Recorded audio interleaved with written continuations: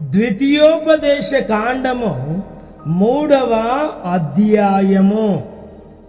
మనము తిరిగి బాషాను మార్గమున వెళ్ళినప్పుడు బాషాను రాజైన ఓగును అతని ప్రజలందరూ ఎద్రెయిలో మనతో యుద్ధము చేయుటకు బయలుదేరి ఎదురుగా రాగా, యెహోవా నాతో ఇట్లనెను, అతనికి భయపడకుము, అతనిని అతని సమస్త జనమును అతని దేశమును నీ చేతికి అప్పగించి ఉన్నాను.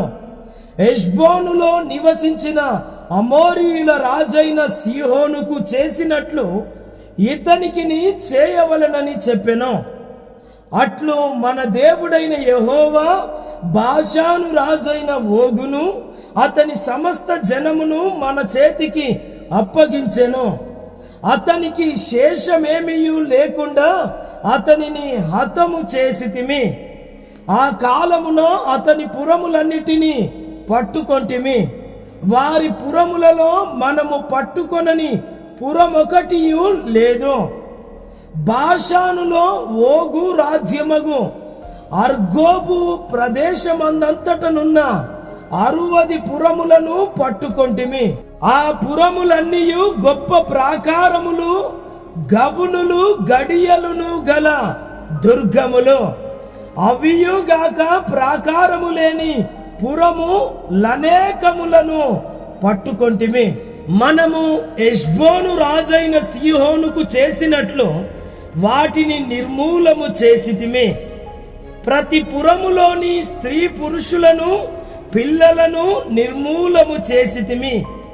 వారి పశువులన్నిటినీ ఆ పురముల సొమ్మును దోపిడిగా తీసుకొంటిమి.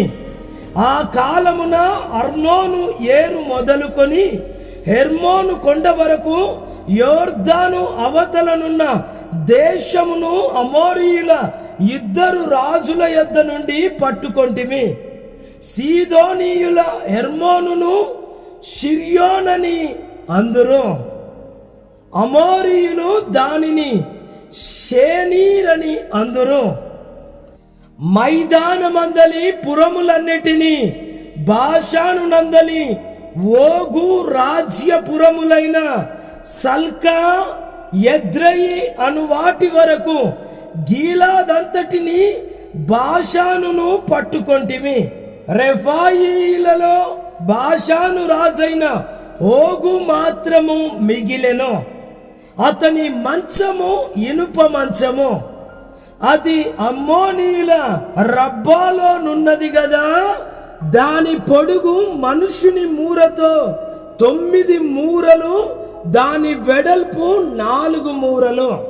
అర్నోను లోయలోనున్న అరోయేరు మొదలుకొని గిలాదు మన్నెములో సగమును, మనము అప్పుడు స్వాధీనపరచుకొనిన దేశమును దాని పురములను రూబేనీయులకును గాదీయులకును ఇచ్చితిమి. ఓగు రాజు దేశమైన బాషాను యావత్తును, గిలాదులో మిగిలిన దానిని అనగా రేఫాయీల దేశమనబడిన బాషాను అంతటిని, అర్గోబు ప్రదేశమంతటిని మనష్షే అర్ధగోత్రమునకిచ్చితిని. మనష్షే కుమారుడైన యాయీరు గెషూరీయుల యొక్కయు మాయాకాతీయుల యొక్కయు సరిహద్దుల వరకు అర్గోబు ప్రదేశమంతటిని పట్టుకొని తన పేరును బట్టి వాటికి యాయీరు బాషాను గ్రామములని పేరు పెట్టెను. నేటి వరకు ఆ పేర్లు వాటికున్నవి. మాకీరీలకు గిలాదునిచ్చితిని. గిలాదు మొదలుకొని అర్నోను లోయ మధ్య వరకును, యబ్బోకు నది వరకును, అమ్మోనీయుల పడమటి సరిహద్దు వరకును, కిన్నెరేతు మొదలుకొని తూర్పు దిక్కున పిస్గా కొండ చర్యల దిగువగా ఉప్పు సముద్రము అనబడిన అరాబా సముద్రము వరకును వ్యాపించి ఉన్న అరాబా ప్రదేశమును, యోర్దాను లోయ మధ్య భూమిని రూబేనీయులకును గాదీయులకును ఇచ్చితిని.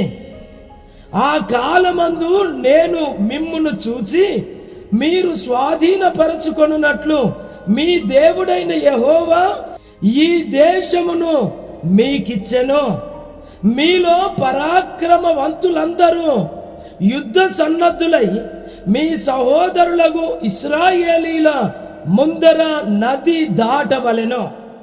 అయితే యెహోవా మీకు విశ్రాంతినిచ్చినట్లు మీ సహోదరులకును విశ్రాంతినిచ్చు వరకు, అనగా మీ దేవుడైన యెహోవా యోర్దాను అద్దరిని వారికిచ్చుచున్న దేశమును వారును స్వాధీనపరచుకొని వరకు మీ భార్యలను మీ పిల్లలను మీ మందలను నేను మీకిచ్చిన పురములలో నివసింపవలెను. తరువాత మీలో ప్రతివాడును నేను మీకిచ్చిన తన స్వాస్థ్యమునకు తిరిగి రావలెనని మీకు ఆజ్ఞాపించితిని. మీ మందలు విస్తారములని నాకు తెలియను.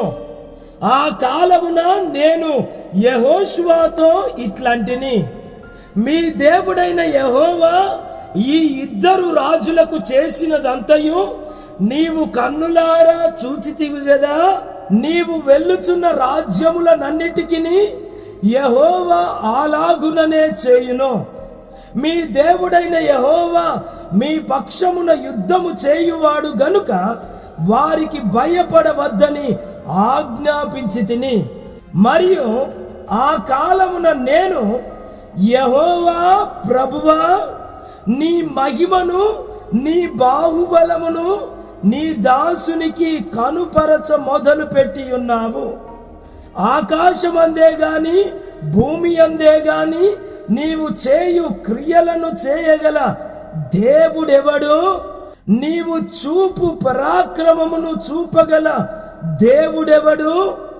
నేను అద్దరికి వెళ్ళి యోర్దాను అవతలనున్న ఈ మంచి దేశమును మంచి మన్యమును ఆ లెబానోనును చూచునట్లు దయచేయుమని నేను యెహోవాను బ్రతిమాలు కొనగా, యెహోవా మిమ్మును బట్టి నా మీద కోపపడి నా మనవి వినకపోయెను.